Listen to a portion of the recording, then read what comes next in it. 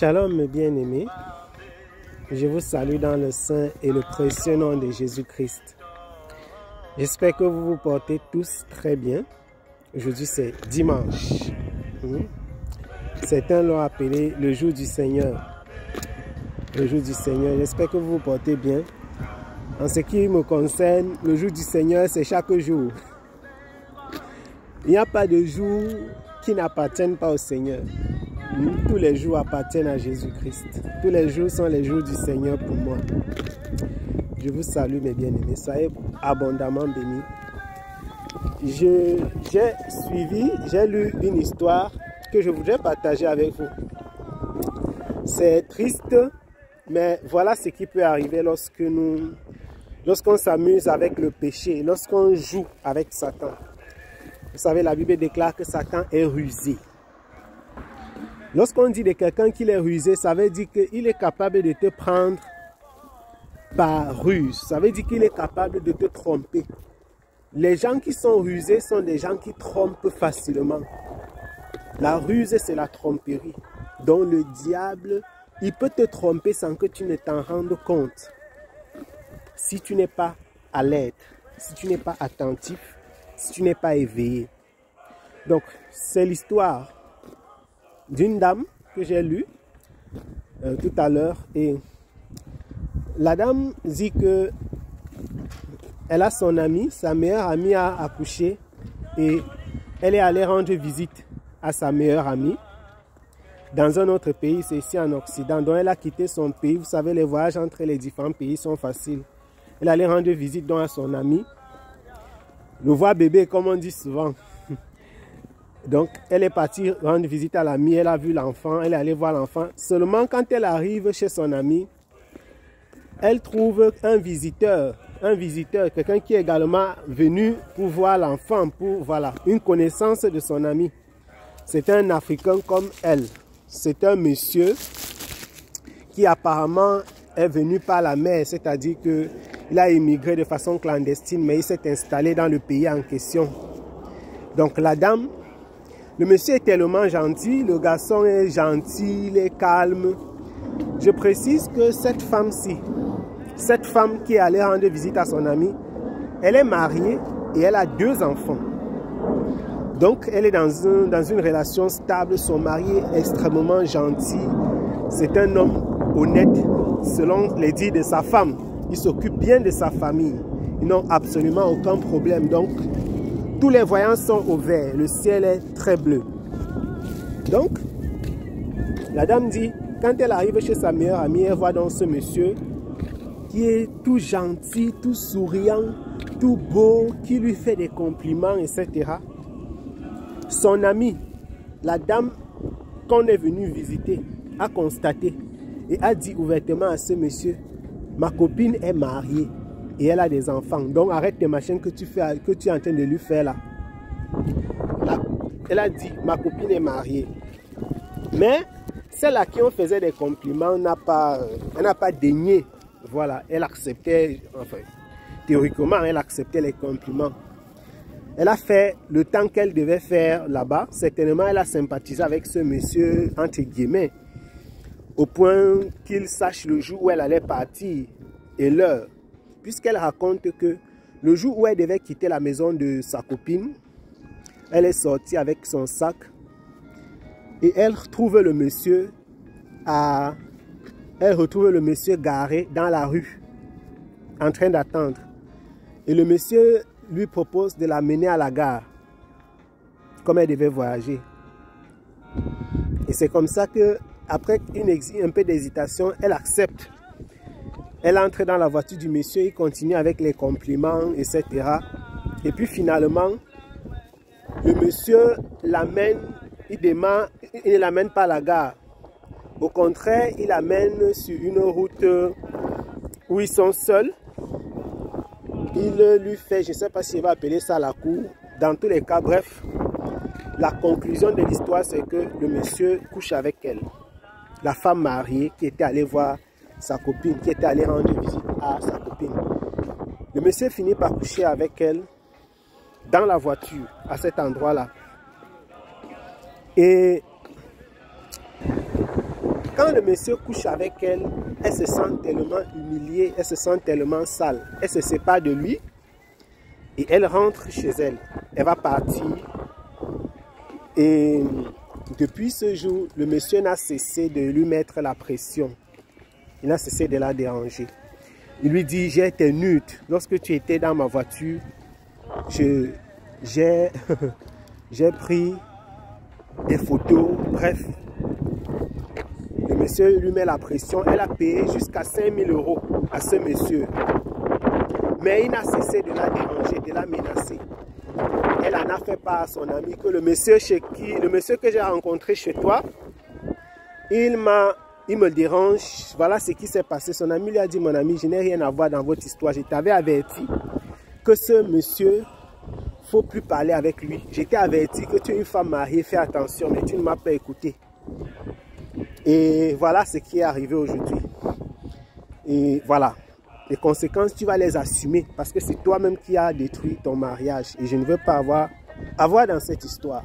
Ça, c'est le sucre de l'histoire. Bien aimé, que vous inspire cette histoire? Je vais vous dire ce que je pense. Je vais vous dire ce que je pense. Les femmes mariées et les hommes mariés, ceci n'est pas pour les femmes mariées seulement. Les femmes mariées et les hommes mariés. Je suis marié. Vous devez savoir c'est quoi vraiment le mariage. Les femmes mariées et les hommes mariés, vous devez savoir exactement c'est quoi le mariage. Beaucoup de personnes entrent dans cette histoire, ils ne savent pas de quoi il est question. Il y a des filles que lorsqu'elles étaient célibataires, les hommes les draguaient, les hommes leur faisaient la cour. Elles étaient contentes, elles étaient heureuses. Oh vraiment, quand les hommes, elles font la tête comme ça, là, elles secouent la tête. Tu étais heureuse quand on te faisait la cour. Il y a des femmes que malgré le fait qu'elles soient mariées, elles continuent à trouver du plaisir dans le fait qu'on lui fasse la cour. Vous êtes soit possédé par un esprit impur, soit vous êtes une femme infidèle dans sa nature. Je reprends. Il n'y a que deux possibilités. Si tu es une femme mariée et que tu m'écoutes, et que tu as l'habitude d'admirer, d'aimer, de vouloir qu'on te fasse la cour, il n'y a que deux choses. Soit tu es une femme possédée par un esprit impur qui te pousse dans l'impudicité, ou alors tu es une femme infidèle par sa nature. Ça veut dire que tu vas tromper ton mari tôt ou tard. Je m'adresse aussi aux hommes. Il y a des hommes qui, par nature, c'est-à-dire on ne sait pas quel était leur problème. Ils trouvent un malin plaisir à draguer les femmes, même pour rien comme ça. Si tu es marié et que c'est ton cas, tu as des sérieux problèmes. Un homme qui se distrait en draguant les femmes, marié ou pas, il est dangereux pour la société. Et si tu es marié, c'est très grave.